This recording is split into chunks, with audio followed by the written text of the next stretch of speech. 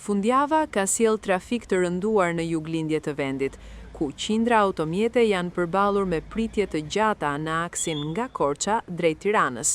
Situata u përkeqësua pasi qarkullimi në rrugën alternative Moglic-Lozhan u bllokua për disa orë këtë të shtunë, si pasojë e trailerave të tonazhit të rënd që penguan kalimin e mjeteve.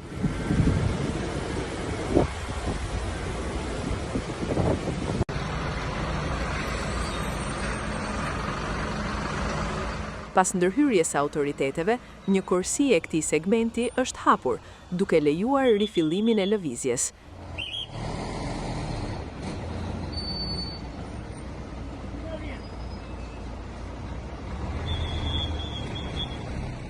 Qarkullimi po kryhet me alternim në mbikëqyrjen e punonjësve të policisë, për të shmangur kaosin dhe për të disiplinuar fluksin e lartë të automjeteve.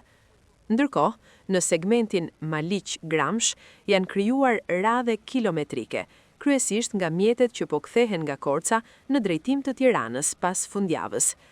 Pamjet nga zona tregojnë kolona të gjata automjetesh dhe lëvizje të ngadaltë, duke e bërë udhëtimin drejt kryeqytetit më të vështirë se zakonisht.